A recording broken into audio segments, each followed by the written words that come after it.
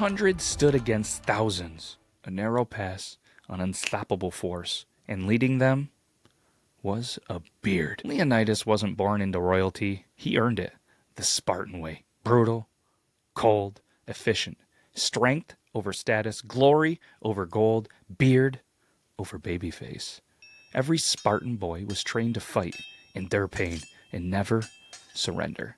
And while their armor protected their bodies, it was their beards that marked their manhood. For Leonidas, his beard wasn't vanity, it was a vow, a promise to his people, a statement to his enemies. You can take my life, but you'll never share my legacy. In 480 BC, the king of Persia demanded submission. Leonidas responded with a spear, a stare, and a beard that said, "Try me." For 3 days, he and his 300 Spartans held off an army of over 100,000 Persians. His beard, dust-caked, blood-soaked, unshaken, like a war banner growing from his chin. Every time his soldiers glanced at him, they didn't just see their king. They saw the symbol of defiance. And that king of Persia, they offered him riches, power, even godhood. Leonidas refused. And when the betrayal came and the final stand approached, Leonidas didn't flinch.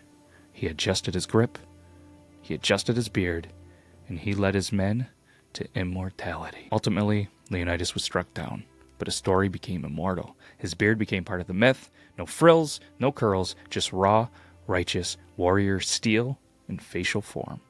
Hollywood, they would exaggerate the abs, the armor, the slow-mo, but they got one thing right. That beard.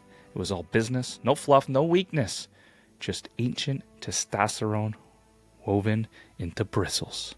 Even today, his beard is etched into statues, artwork, and pop culture as the ultimate symbol of leadership, defiance, and grit. Here on Beardtory, you know what we do. We get you through the history. And now it's time for the beard.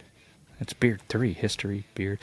This is where we go ahead and we rank the beards. We rank them on fear factor, wisdom points, intimidation level, thickness and wildness, and historical impact.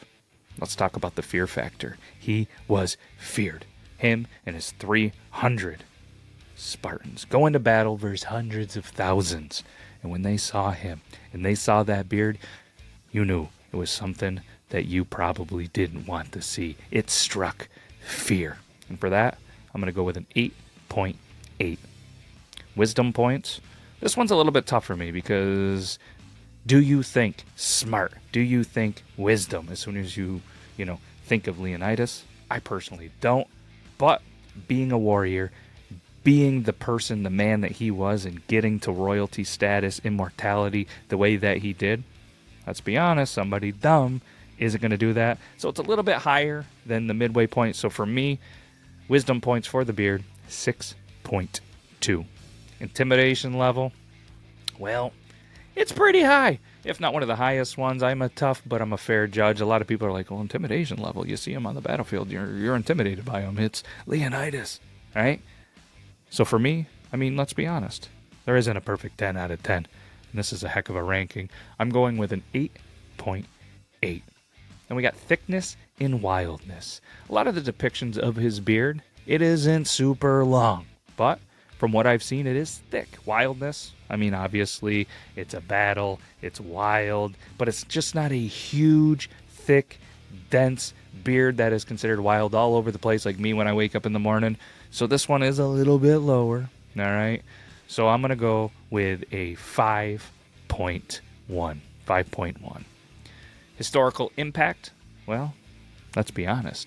When you think Leonidas, when you think Sparta, when you think of these movies, you don't see him without a beard. So for the historical impact, again, it's etched on statues in stone. It left an historical impact. So for me, 8.9.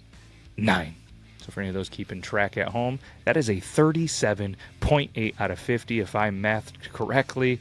And again, as you can see here on the screen, this is where Leonidas ranks amongst all of the beards that we have ranked so far on Beardtory. So with that being said, Leonidas didn't live to see his beard become legend, but legend didn't need him alive, just remembered. And, well, we remembered. Not because of victory, but because of valor, because of beards, because of Beardtory. So thanks, everybody, for tuning in and watching another episode of Beardtory. If you liked it, feel free to share it to a beard in your life or a history person in your life.